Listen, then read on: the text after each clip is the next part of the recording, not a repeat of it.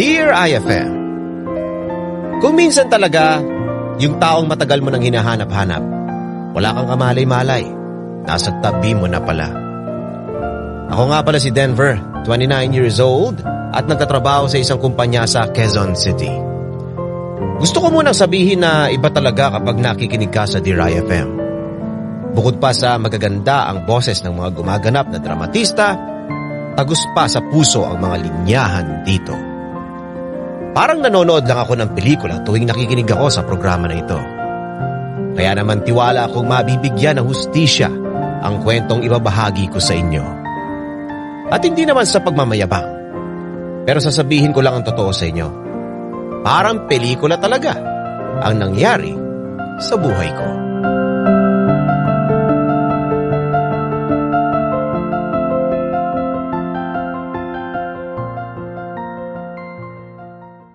Kinukwento mo na naman yung batang babae na yan sa panaginip mo. Sorry na, Aisha. Dumalaw na naman sa panaginip ko kagabi. Oh, ayun naman nangyari sa panaginip mo. Sige nga. Medyo weird yung nangyari. Parang nasa classroom kami habang maka-holding hands kami. Wow, holding hands talaga. Holding hands. Huwag kang magulo. Ano ba? Gusto mo bang ituloy ko yung kwento ko o babarahin mo na lang ako? Okay, sige na. Tuloy mo na. Ano ba nangyari? Masyado namang matampuhin to. Ikaw kasi. Ito na, itutuloy ko na. Tapos, lumabas kami ng classroom. Paglabas namin, nasa isang magandang garden kami. Grabe. Fantasy na fantasy yung dating ng panaginip mo Yan ka na naman eh. O ano ba? Ano ba kasing pelikula yung pinanood mo kagabi bago ka natulog? Ba't ganyan yung panaginip mo? Hindi ako nanood ng pelikula kagabi, okay? Pinagtitripan mo na naman ako eh. Hindi nga. Ikaw kasi. Hindi ka na natigil sa kakwento dyan sa, ano ba yan, yung puppy love mo na yan, yung childhood crush mo na yan. Hindi ko naman alam kung paano ko ililabel eh. Kasi, lagi lang kaming magkasama nun sa school. Kaya, hindi naman siya puppy love siguro. So ano? Magkaibigan lang talaga kayo noon, ganun? Oo, ganun eh. O di ano bang tawag doon? Di childhood crush. Hindi rin eh. Kasi kung hindi ako nagkakamali, wala pa akong nararamdaman na attraction sa kanya noon. Kung kailan nagkahiwalay na yung landas namin, kung kailan nagbinata na ako, saka ko lang nalaman na, ayun, ganun. Tapos bigla ko na lang siya napanaginipan. Doon ko pala na-realize na maganda pala siya. Ay, naku, Denver. Malala na talaga yan. Ha? Bakit naman? Hindi mo ba naiisip, na naa-attract ka sa isang bata? Aisha, ano ka ba? Nagagandahan lang naman ako sa kanya. At saka, sigurado namang malaki na rin siya ngayon. Ano na kayang nangyari sa kanya ngayon, no? May boyfriend na kaya siya? May asawa na kaya yun? Teka lang. Bakit mo ba naiisip yung mga ganyang bagay? Huwag mo sabihin sa akin na in love ka na dyan sa babaeng yan. Ewan ko, siguro. Isus, talaga naman. Alam mo kung ako sa'yo tigil-tigilan mo na yan. Baka mamaya, nakakalimutan mo nililigawan mo na ngayon si Kyla. Kapag nalaman niya yung tungkol dyan, ay baka hindi ka sagutin nun. Alam ko naman yan, pero wala eh. Kahit anong gawin ko, hindi ko pa rin talaga siya maalis sa isip ko. Lagi na lang siyang laman ng mga panaginip ko. Para sa akin, kahit hindi ko maalala kung sino siya, importante siya sa buhay ko.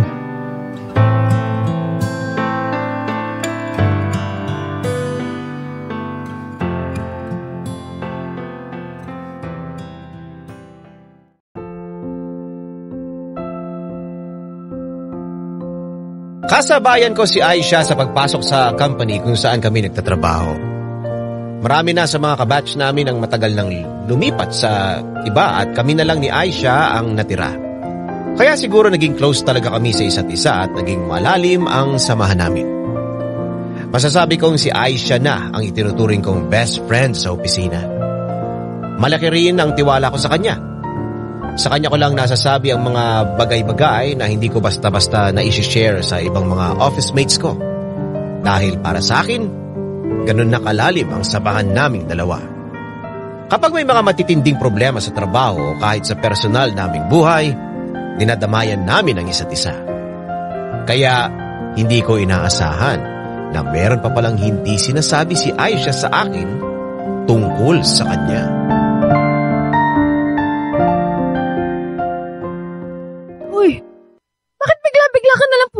dito sa bahay. Parang ayaw mo naman natang pumupunta ako rito ah. Ay, hindi naman sa ganon. Pero, wala kasi akong alam na espesyal sa araw na to para magkita tayo. Ano ka ba? Di ba pwedeng nabuburyo lang ako sa bahay saka naisipan ko lang na pumunta? Bakit nga? Bakit nga ako yung pinuntahan mo? Ba't hindi si Kyla? Tinatamad daw siyang lumabas eh. Ganyan ka naman. Pag hindi siya pwede, saka mo lang ako maaalala. Ano? Hindi, wala. Hindi, parang may binubulong ka eh. Wala nga. Aisha, sabihin mo nga sa akin, pinagseselosan mo ba si Kyla? Ha? Ano sinasabi mo? Relax lang. Huwag kang mag-alala. Hindi pa naman kami. Saka ka nalang masaktan kapag sinagot na niya ako. Ako sa'yo, si Raulo. Uy, tingnan mo. Nako. Naasar lang naman to eh. Hindi ka naman kasi nakakatuwa eh. Oo na, sige na. Sorry na. Sige na, hindi na kita asarin. Kinain ko kuha lang kitang tubig. Sabi ko na nga ba, concern ka talaga sa akin eh. Oh, ano ba? Kala ko ba hindi ka na mga asar? Sige na. Ikuha mo na lang ako ng tubig, nauuwaw na ako eh. Isa pa talaga Denver ah. Kita mo yung tubig doon. Bubuhos ko talaga yung malamig na tubig pag hindi ka dyan tumigil.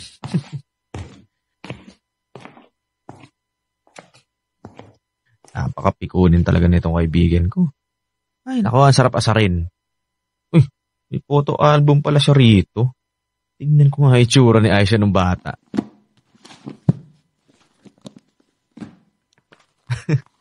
Ganito pala itsura niya. Mukhang inosente ah. Pero teka, bakit parang nakita ko na siya dati. Tubig mo. Oh, yun. Thank you.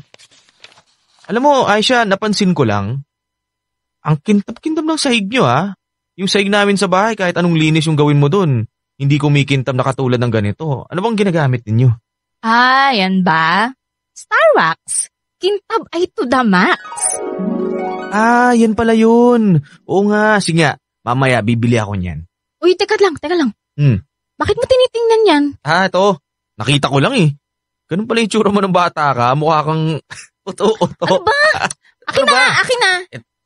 Oo. Akin na. Hindi. Hindi mo ito makukuha. Tinitingnan ko pa nga eh. Isa. Ano ba? Tinitingnan ko pa. Alam mo, tingnan mo to ha. Parang pamilyar sa akin yung mukha mo nung bata ka pa eh. Akin na nga kasi. Akin na, Denver. Akin na. Huwag kang maggulo. Tumitingin pa ako. Pumapasok ka na sa school dito. At parang ganyan yung uniform ng mga klasikong babae noon. Ano ba tayo ng school na pinapasukan ng elementary? Ano ba kasi nga, Denver? Isa, hindi mo talaga ibibigay yan. Mamaya na, hindi. Tumitingin pa ako. Diyan ka lang. Dalawa, ano ba? Diyan ka lang. Bakit hindi mo sa akin sinabi na pareho pala tayo na pinapasukan noon? Schoolmate pala kita. Teka, last picture mo. Denver. Akin na nga kasi nga. Isa. Sandali. Alam ko tong class picture na to ha. Denver, ano ba? Huwag mo nang tingnan yan. Ito yung section ko eh. Naalala ko to na mga kaklase ko to. Ha? Magkaklase pala tayo? Ako to. Saka magkatabi tayo? Okay, sige na. Okay. Magpapaliwanag ako. Sandali lang. Sandali Hindi pwede to. Aisha, anong bang nangyayari dito? Ano bang ibig sabihin nito? Huwag mong sabihin sa akin na ikaw yung babaeng napapanaginipan ko?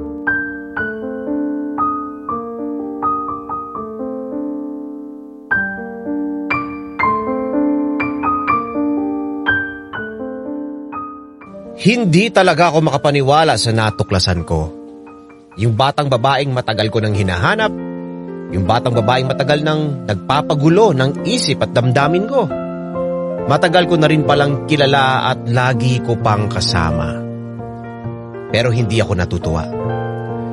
Siguro, magtataas ng kilay ang ilan dyan sa mga nakikinig ng kwento ko ngayon. Pero, hindi ko matanggap na si Aisha ang batang babae sa panaginip ko. Oo, sabihin niyo ng mayabang at feeling pogi ako sa sarili ko.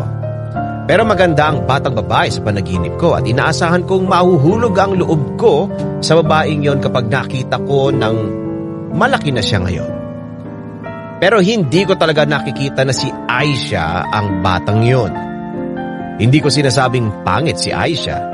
Pero hindi rin naman siya yung tipo ng babae na kapag nakita mo talagang mai-in love ka. Kaya naging malamig ang pakikitungo ko sa kanya magmula noon.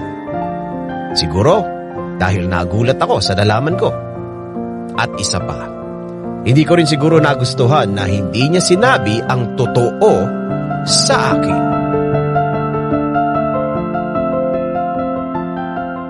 Anong ginagawa mo dito sa amin? Uy, di man lang ba ako pwedeng pumasok sa bahay niyo? At bakit? Party ka? Ayaw mong mag-usap dito sa labas? Hindi naman sa ganun. Yun naman Kaya lang pala kasi, Eh di, sabihin mo na kung anong gusto mong sabihin dito. ba't ka ba nagagalit sa akin kasi? Hindi ako galit sa'yo. O hindi ka naman pala galit eh. Pero ayaw mo kong kausapin sa opisina. O ano ang problema mo? Umuwi ka na lang, sige na. Ayoko, hindi ako uuwi. Hindi natin naayos yung problema natin. Ganon. O sige, ayusin natin. Bakit hindi mo sa akin sinabi na alam mo pala na Na magkaklase pala tayo dati. Na ako yung batang babaeng lagi mong napapanaginipan. Ganon. Okay, sige, aminin ko na. Nung sinabi mo sa akin kung saang school ka galing nung elementary ka, may pakiramdam na ako nun na ikaw nga yung seatmate ko. Oh, yun pala eh. Bakit hindi mo kagad sinabi sa akin yun? Anong gusto mong gawin ko? Sabihin ko sa'yo na, Hoy, Denver, ako yung batang babae sa panaginip mo. Ganon? Ganon ba yon? Ewan ko. Basta ang alam ko, nagsinungaling ka sa akin. Okay, sige na. Sorry na. Hindi ko naman kasi akalain na magiging big deal sa'yo yun eh. Kaya rin siguro, hindi ko masabi sa'yo kasi nga, Aisha, pwede ba? Wag mo nang ituloy yan. hindi kasi may sasabihin din ako sa'yo eh. Parang alam ko na kasi kung anong gusto mo sabihin eh. Kung talagang mahalaga sa'yo yung pagkakaibigan natin, mas maganda wag mo na lang ituloy yan. Denver, kasi may nararamdaman ako para sa'yo. Sinabi ko nang wag mo nang ituloy kasi. Ay, bakit ayaw mo marinig? Gusto ko lang namang maging totoo sa nararamdaman ko ah. Ngayon malakas na yung loob mong sabihin sa akin kasi ikaw na mismo yung batang babae sa panaginip ko. Ganun. Oo. Bakit may masama ba dun? Wala namang masama dun ah. O pues, para matapos na tong kalokohan na to, makinig ka ng mabuti sa sasabihin ko sa'yo.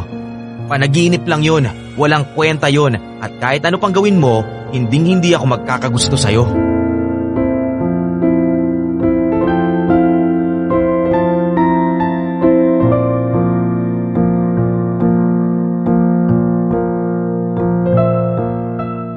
Pasensya na pero kailangan ko nang diretsuhin si Aisha noong mga oras na yon. Sa tagal ng pinagsamahan namin, kilala ko na siya at alam ko na rin kung paano ko sasaktan ang damdamin niya. Alam kong mali na hindi ako naging patas sa kaibigan ko pero kung hindi ko gagawin yon, siguradong aasa siya na magkakaroon pa ng pag-asa para sa aming dalawa. Alam kong wala siyang kasalanan. At wala naman siya magagawa kung hindi siya ang inaasahan kong babae na magpapatibok talaga ng puso ko. At ayoko na magpaligoy-ligoy pa. Mas magandang habang maaga pa, malaman na niya at maramdaman niya na kahit kailan, hindi ko siya magugustuhan.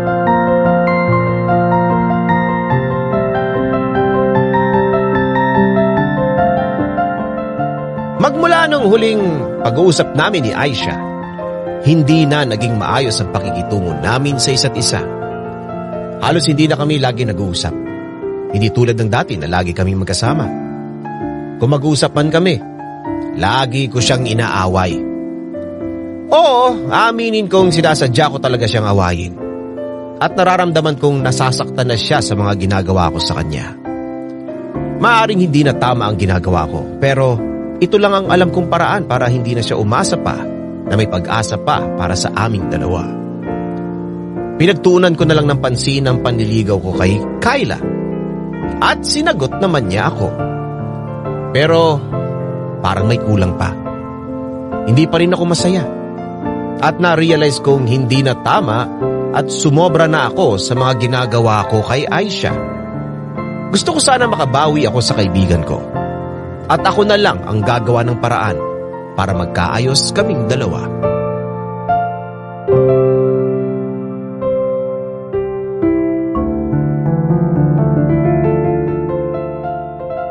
Aisha, Denver, nandito tayo sa opisina. Ayoko ng gulo. hindi ako naghahanap ng away. Gusto ko lang makipag-usap sa'yo. Pero lagi na nga tayo nagkakainitan ng ulo sa trabaho eh. Yun nga yung dahilan kung bakit gusto kong mag-uusap tayo, di ba? Alam kong magmula nung... Alam mo naman yung gusto kong sabihin, Ano? ba? Oo, sige. Ituloy mo. So yun na nga, magmula nung naging mainit yun na yung... Naging mainit na yung ulo ko sa'yo. Naisip ko lang na hindi na nagiging tama yung ginagawa ko kasi sa'yo eh. Ayan. Buti naman at naisip mo yan. Gusto ko lang sana mag-sorry sa lahat ng mga nagawa kong hindi maganda sa'yo, Aisha. Okay, sige. Fine. Pasensya na rin. Sana lang wala pa rin nagbago sa ating dalawa. Kasi nasasayangan lang din ako sa pagkakaibigan natin eh. Alam naman natin pareho to eh, 'di ba? Kahit hindi natin gustuhin, hindi naman natin may babalik sa dati yung samahan natin eh. Tanggapin na lang natin na hanggang doon na lang talaga. Kasalanan ko kasi to eh. Hindi, ano ka ba? Wala kang kasalanan. Siguro napasobra ka lang sa hindi mo magandang treatment sa akin, ganun. Pero hindi ko rin naman talaga pwedeng ipagpilitan yung sarili ko kung talagang ayaw mo sa akin, di ba? Buti naman. Ngayon, at least, di ba? Mukhang nagkakaintindihan na talaga tayo tungkol dyan. Ako, ayoko lang din kasi na marami pang gumugulo sa isipan mo, ganun. Kung yan yung makakatulong para matahimik na yung kalooban mo, di... Oo naman. Hindi man natin maibalik sa dati yung pagkakaibigan natin. Ang importante naman sa akin, matapos kung ano man yung issue na nabuo sa atin, yung bang hindi tayo magkaaway. Kahit kailan, hindi naman kita pag-iisipan ng ganyan eh. Alam ko naman yun. Ay nga pala, congratulations ha. Nabalitaan ko na sinagot ka na pala ni Kyla. Oo, salamat. Sana maging masaya ka na sa kanya. Oo naman. Sige, balik na ako sa pwesto ko. Denver, sandali lang. Bakit? Gusto ko lang kasing malaman kung wala na ba talagang pag-asa? Ay siya naman, ano ba, may girlfriend na ako. Akala ko ba naiintindihan mo na yung sitwasyon natin? Sorry, nagbabaka sakali lang. Wala na pala talaga akong magagawa, Yung sakto lang din naman pala. Sakto? Anong ibig mo sabihin? Mag-resign na ako. Sasama ng ase ako sa ate ko papunta dun sa Cebu. Dun kasi nakatira yung mapapangasawa niya. Pagkatapos ng isang buwan, mga ganon, wala na ako dito. Nasaktan lang ako kasi habang tumatagal na nandito pa ako. Ako na lang lalayo sa'yo.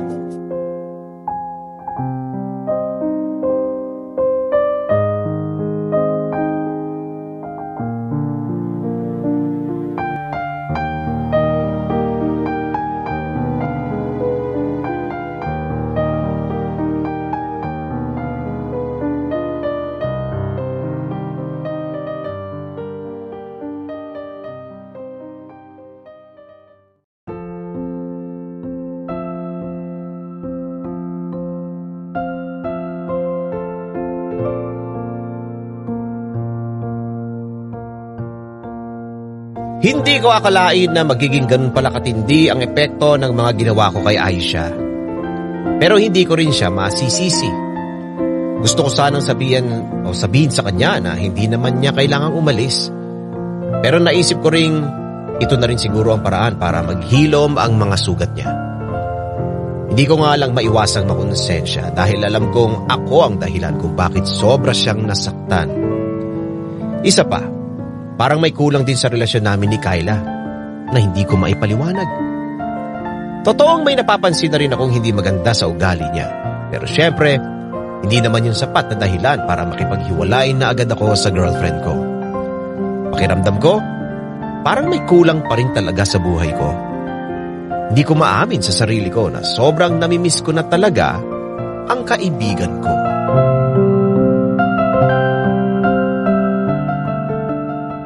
Babe, bukas samahan mo ako sa grocery, ha? Sige, babe. Walang problema. Naubusan na ba kayo ng pagkain sa bahay niyo? Hindi naman. Pero maganda na rin yung mamili na ako para hindi kami maubusan ng pagkain, di ba? Tama. Maganda yan. Dapat talaga pinaghahandaan natin yung mga ganyang bagay. Di kung ganun, Denver, pwede na ba akong mag-asawa? Ikaw talaga? Pag-aasawa agad yung iniisip eh. O bakit? Ayaw mo ba akong maging asawa mo? Wala akong sinabing ganun. Parang ganun yung dating sa akin eh. Ano ka ba? Ang maraming sinasabi dyan. Masyado mo nang sineseryoso yung mga sinasabi ko eh. Pero, sige, seryosong usapan din. Marami pa tayong panahon para isipin yan.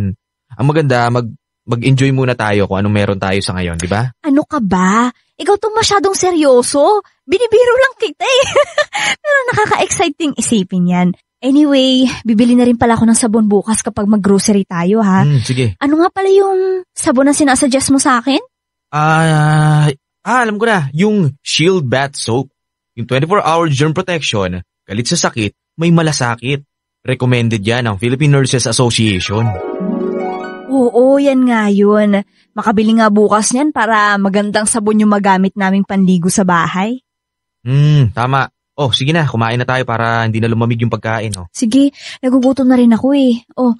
Pero Denver, may napapansin lang ako sa'yo. Akala ko ba kakain na tayo? Oo nga, kumain ka lang dyan. Ang sinasabi ko lang naman na yung napapansin ko, parang malungkot ka nitong mga nakaraang araw eh. May problema ba? Ha? Malungkot? Ako, hindi. Okay lang ako, baliw. Hindi, Denver eh. Ilang araw nang parang hindi ka masigla. Sige na, huwag ka nang mahiya. Sabihin mo na sa akin kung ano yung problema mo. Sige. Aalis na kasi si Aisha. Sasama siya dun sa atin niya sa Cebu. Yun. Miss ko lang siguro yung tao kaya ako nagkakaganito. Alam mo naman, hindi biro yung pinagsamahan namin nun, di ba? Okay. Yun lang pala eh. Ha? Ba't ganyan yung reaction mo sa kanya? Sorry Denver ha, pero para sa akin, maganda na rin na umalis siya. Sa totoo lang, kahit dati pa, alam mo, ayoko nakadikit sa'yo yung babae na yun. Hindi ko alam kung bakit, pero naiirita lang ako sa kanya talaga. Kayla, ano ba? Hindi naman patas yung sinasabi mo kay Aisha. Alam ko, pero may gano'n naman talaga eh. Nabubwisit ka dun sa tao kahit wala naman siyang ginagawa sa'yo. Alam mo, huwag na natin pag-usapan to. Kumain na lang tayo. Hindi eh. Alam mo na pag-usapan na lang din naman natin siya, pero hindi na kayo okay, di ba? So, siguro naman pwede ko nang sabihin kung ano talaga yung nararamdaman ko sa kanya. Kayla, tama na. Ano ba? Alam mo nung sinabi mo sa akin na naglakas loob siyang umamin sa'yo kasi siya yung childhood crush mo, tumas talaga yung kilay ko. Ang kapal na mukha nun Huwag na nating pag-usapan yan. Denver, kilala mo ko. Kapag ganitong nasimulan na ako sa taong naiirita ako, tuloy-tuloy na ako. Kasi di ba kumain na lang, di ba? Hindi, Denver. Nakakabwisit yung babaeng yan eh. Napaka-feelingera. Tapos sobrang desperada. Akala niya yata kagandahan siya. Hindi naman. Sinabi ko na ang tama na, di ba? Ano ba nangyayari sa'yo? Bakit bigla-bigla kang nagagalit? Tinatanong mo ako kung bakit ako nagagalit? O sige, sasabihin ko sa'yo. Wala kang karapatan na insultuin at duruduruin yung kaibigan ko.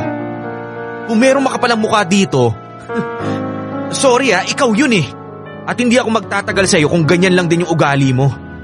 Alam mo, mas maganda siguro, maghiwalay na lang tayo.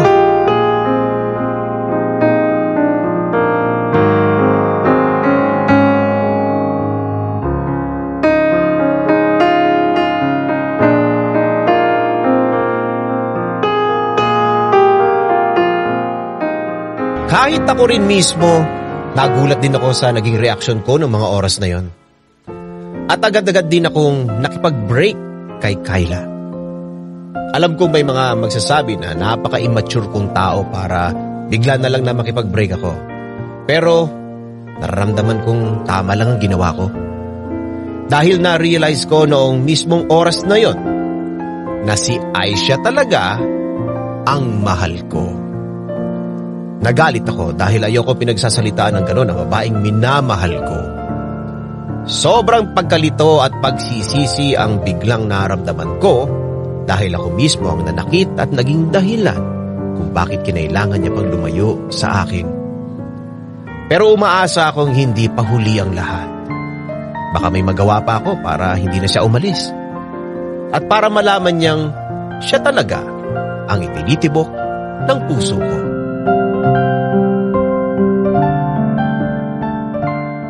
Hoy, Denver. Gutom na ako kaya siguraduhin mo hindi mo sinasayang yung oras ko. At saka naghahanda pa ako ng gamit ko, maga yung alis namin ni ate bukas. Sorry, Aisha, pero importante talaga tong sasabihin ko sa'yo. Ano ba kasi yan? Sabihin mo na nga. Nakakainis naman to. Okay. Aisha, Hmm. hindi mo na kailangang sumama sa ate mo sa Cebu. Ha? Bakit? Ang bilis sabi mo. Wala nang dahilan para umalis ka. Okay, wait lang. So ayaw mo kong umalis. Hindi ko na-gets. So bakit ko gagawin yon? Wala na kami ni Kayla. Ha? Bakit? Wait lang, teka nabibigla ako. Tsaka anong kinalaman ko sa paghihiwalay nyo? Ngayon ko lang na-realize na hindi pala talaga siya yung babaeng minamahal ko. Okay, Denver, hindi mo alam kung ano yung sinasabi mo, okay? Hindi. Ganito kasi yan, Aisha. Hindi mo alam na ngayon lang ako naging sigurado sa buong buhay ko at hindi ko nahahayaan na magkamali pa ako. Aisha, ikaw talaga yung mahal ko. Denver, balikan mo na lang si Kayla. Ayokong maging dahilan ng paghiwalay nyo eh. Hindi. Mas malaking pagkakamali ang gagawin ko kapag ginawa ko yan. Hindi ko sasayangin ang buhay ko na pipiliting mahalin yung taong hindi ko naman talaga gusto. Hindi pa huli ang lahat para sa atin, Aisha. Wait lang, Denver, okay? So, Mali ka. Hindi ako yung mahal mo. Ilang beses ko nang sinasabi sa'yo na hindi ko mahal si Kayla. Siguro na-attract lang ako sa kanya. Pero nalinawan na ako. Okay? Alam ko na ngayon at wala talaga akong nararamdaman para sa kanya. Pero hindi naman siya yung sinasabi ko eh. Sandali, ako naman ngayon yung naguguluhan sa sinasabi mo. Ano yung sinasabi mo? Denver, ang mahal mo, yung batang babaeng laging laman ng panaginip mo. Hindi ako. Ay, siya naman. Kaya nga ang sabi ko sa'yo, diba? Hindi mo alam yung sinasabi mo. Sana pinag-isipan mo muna kung ano ba talaga yung nararamdaman mo. Kaya nga sinasabi ko sa'yo kanina pa. Ngayon lang ako naging sigurado sa buong buhay ko. Yung batang babae sa panaginip ko, parte na lang siya ng nakaraan ko. Kaya kalimutan na natin siya dahil ikaw na ngayon, yung laman ng puso ko.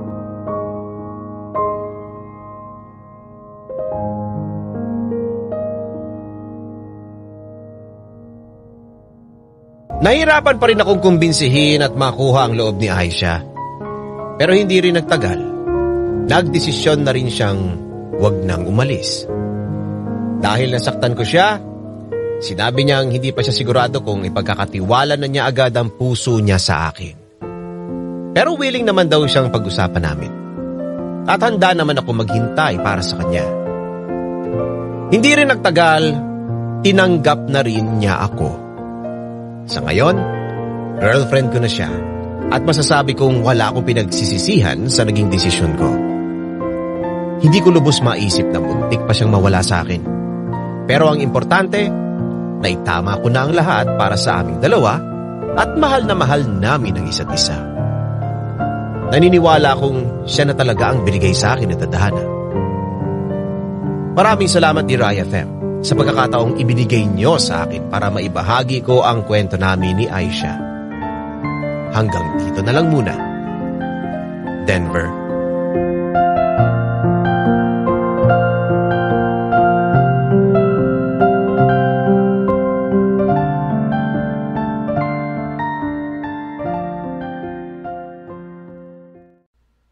Idol, may kwento ka bang nakakakilig?